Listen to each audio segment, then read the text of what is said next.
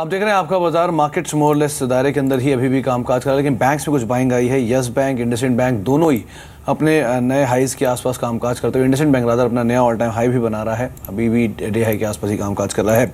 लेकिन अब रजत से बातचीत कर लेते हैं। डेरिवेटिव आंकड़े उनके पास हैं, डेरिवेटिव डेटा लेकर वो आए हैं क्योंकि आज वायदा बाजार की एक्सपायरी भी है। रजत, क्रूशल डे है मार्केट्स में, एक जो आंकड़ा लगाया जा रहा है कि नंबर्स के आधार पर शायद कुछ उठापटक देखने को मिले गोइंग फॉरवर्ड, लेकिन क्या कहता है आपका पोल, कहाँ तक एक्सपायरी हो सकती है इस सीरीज के?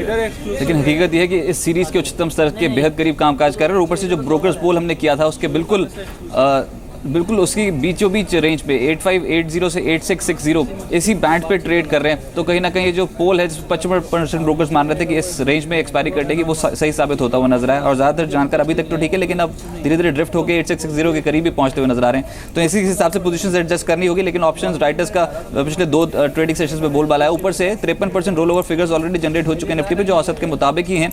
लेकिन आप ये रिटर्न्स पोटेंशियल देखिए, 4% के आसपास तो निफ्टी पे रिटर्न मिला, लेकिन निफ्टी बैंक उससे स्पीड से चला। 6.5% के आसपास के रिटर्न्स इसने इस पर्टिकुलर सीरीज में दिए हैं।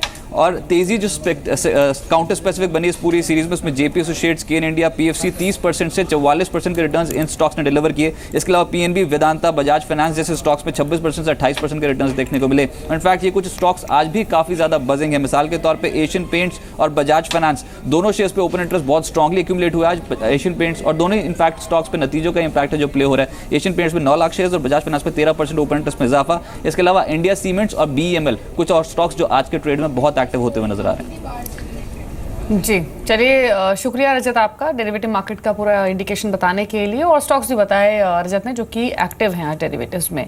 अगले कॉलर हमारे साथ बातचीत करने के लिए संजीव हैं यमुनानगर से। संजीव नमस्कार, सवाल पूछिए अपना।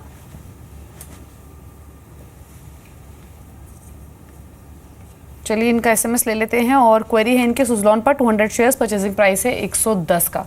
पुरानी खरीद है शायद, इसीलिए इनका इतने हायर लेवल का परचेजिंग प्राइस है और ह्यूज लॉसेस में है। हालांकि अपने लाइफ टाइम लो से तो ये स्टॉक रिकवर किया है इस शेयर ने आशीष, लेकिन अभी क्या करना चाहिए? 110 का प्राइस है इनका खरीद का, 17 रुपये पर ट्रेड कर रहा है। क्या स्ट्रैटेजी आप इन्हें रेकमेंड करेंगे? इनको एग्जिट करने के लिए तो कहना बहुत यहाँ पे मुश्किल है क्योंकि बहुत बड़ा इनका लॉस है। बट मैं इनको सलाह यही दूंगा कि अगर इसी स्टॉक में ये रहना चाहते हैं तो अगर स्टॉक नीचे में आए तो बिल्कुल एवरेज करें, क्योंकि ये कंपनी थोड़ा स्लो है, बहुत टाइम लेके रिकवर करने के लिए। बट हमने कुछ साइंस ऑफ रिकवरी पिछले क्वार्टरली रिजल्ट्स में देखी भी है। तो मेरे ख्याल से अगर इनको इसी पर्टिकुलर स्टॉक में रहना है तो इनको एवरेज के बिना तो शायद इनके कॉस्ट आना बहुत मुश्किल लग रहा है 100 रुपये। तो एवरेज करके अगर 20-25 रुपये के आसपास अपनी कॉस्ट लाते हैं और वहाँ पे कॉस्ट पे भी एग्जिट होते हैं तो मुझे लगता है वही स्ट्रैटेजी इनके लिए सही रहेगी। जी सागर, एक सवाल है कोलकाता से डेटामेटिक्स को लेकर। 250 शेयर हैं, 62.20 के भाव पे खरीदारी है, क्या राय रखते हैं आप राजेश डेटामेटिक्स पर? देखिए, एक स्मॉल आईटी कंपनी है बेसिकली, और नंबर्स हमने कुछ क्वार्टर में ठीक ठाक देखे हैं। अगर एक अच्छा बैलेंस शीट है, मैं समझता हूँ स्टॉक फिलहाल होल्ड कर सकते हैं। तुषार का सवाल है शिरडी से, सिप्ला पर 200 शेयर्स है, परचेजिंग प्राइस है 530.9 का। क्या करना चाहिए आशीष? सिप्ला पर 513 का परचेजिंग प्राइस है।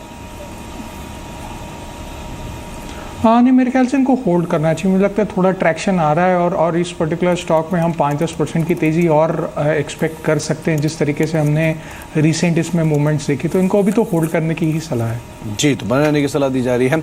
इसके अलावा जीवन का एक सवाल है रोहतक से, आइडिया को लेकर। 200 शेयर 135 के भाव पर, आपकी राय क्या कहती है राजेश आइडिया पर? फिलहाल आइडिया होल्ड करें। मैं समझता हूँ कि नंबर्स में काफ़ी इम्प्रूवमेंट आने की उम्मीद है, खासकर डेटा और वॉइस बेस्ड सर्विस दोनों के अंदर। तो मैं समझता हूँ मार्जिन जिस तरह से इम्प्रूव हुआ है कंपनी का, स्टॉक को होल्ड कर सकते हैं। जी, अगला सवाल है हिंडाल्को पर, प्रेम का, कोलकाता से। 250 शेयर्स हैं, खरीद भाव 126 का। आशीष, आप कमेंट्स ऑन हिंडाल्को? बिल्कुल होल्ड करके रखे हैं। नो साइंस ऑफ एग्जॉशन, मेरे ख्याल से इसमें कोई प्रॉफिट बुकिंग के साइंस भी नहीं दिख रहे हैं। तो मोमेंटम मुझे लगता है थोड़े समय बाद फिर से कंटिन्यू करेगा, तो बिल्कुल होल्ड करके रखें इस पर। जी, शैलेश का एक सवाल है एसबीआई को लेकर। 100 शेयर हैं 225 के भाव पर, क्या राय रखते हैं आप राजेश एसबीआई पर?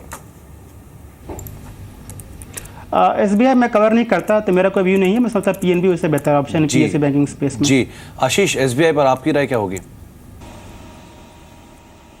नहीं, डेफिनेटली होल्ड करके रखें। जैसे मैंने पहले ही बताया, काफ़ी अच्छे मुझे लगता है कि आगे फ्यूचर प्रोस्पेक्ट्स हैं, तो बिल्कुल होल्ड करके रखें इस पर्टिकुलर स्टॉक को। जी, सवाल है आईसीआईसीआई बैंक पर। अभिजीत जैन का पुणे से 250 शेयर्स, परचेजिंग प्राइस 269। राजेश, आप पे कमेंट्स और आईसीआईसीआई बैंक।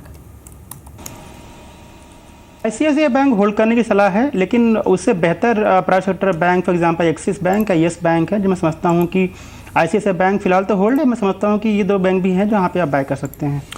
एक सवाल प्रीकॉल को लेकर आया, अरविंद सिंह का है। गया से सवाल पूछा गया है, 93 के भाव पे खरीदारी है, 100 शेयर हैं। एक काफ़ी बड़ा रनअप प्रीकॉल में आ चुका है आशीष ऑलरेडी। जोरदार मूव आया, 113 के स्तरों पर है। क्या राय रखते हैं आप? हाँ बिल्कुल, आपने बिल्कुल सही कहा, काफ़ी रनअप आया है इस पर्टिकुलर स्टॉक में, बट अभी भी कहीं भी ये साइंस नहीं दिख रहे हैं कि रनअप कंप्लीट हो चुका है और यहाँ से करेक्शन आएगा। तो मेरे ख्याल से एक स्टॉप लॉस ज़रूर मेंटेन करें और उसको ट्रेल करें। 102-103 रुपये के आसपास का मुझे अभी स्टॉप लॉस लग रहा है, उसी स्टॉप लॉस को ट्रेल करते चले, होल्ड करें। ल्यूपिन पर क्वेरी है राजीव गुप्ता की, कन्नौर से 50 शेयर्स, परचेजिंग प्राइस 1300 का। आपके comment Ashish on lupin.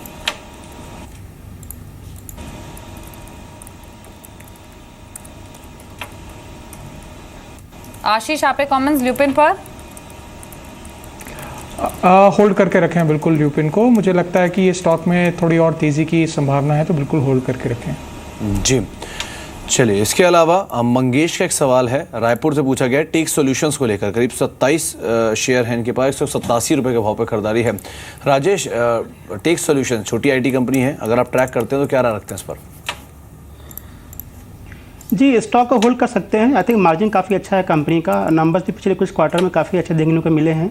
Valuation थोड़ा सा अट्रैक्टिव लेवल पे है, करीब 20 टाइम्स के आसपास का ट्रेड हो रहा है, तो स्टॉक को यहाँ से होल्ड कर सकते हैं। जी, अगला सवाल है एबन ऑफशोर पर। राजेश का मुंबई से, क्वांटिटी इन्होंने मेंशन नहीं किया लेकिन परचेजिंग प्राइस जरूर बताया है। 425 की इनकी खरीद है। आशीष, क्या करें? नहीं, 425 तो इनको आना बहुत मुश्किल है अगर इनको इसी पर्टिकुलर स्टॉक में रहना है। थोड़ा सा ट्रैक्शन भी हमने देखा है, सारे क्रूड से रिलेटेड जितनी भी कंपनीज है, तो इनको थोड़ा एवरेज करना पड़ेगा। और अगर एवरेज के बाद इनको 330-335 के आसपास का रेट मिलता है और उनकी कॉस्ट भी उसके आसपास अगर आती, तो वहाँ पे एग्जिट करें। जी, अतुल का एक सवाल है कोलकाता से, इंडिगो को लेकर सवाल पूछा गया, 200 शेयर 952 रुपये के भाव पर। राजेश, आपकी राय इंडिगो पर? मैं समझता हूँ इंडिगो एक बार अगर रैली आती है तो वहाँ से निकलने की कोशिश करें। मैं समझता हूँ स्पाइस जो थोड़ा सा बेहतर ऑप्शन है। जी चलिए, शुक्रिया राजेश आपका भी और आशीष आपका भी, सभी क्वेरीज को इस शो में जो डिस्कस हुई उन पर अपने कमेंट शेयर करने के लिए।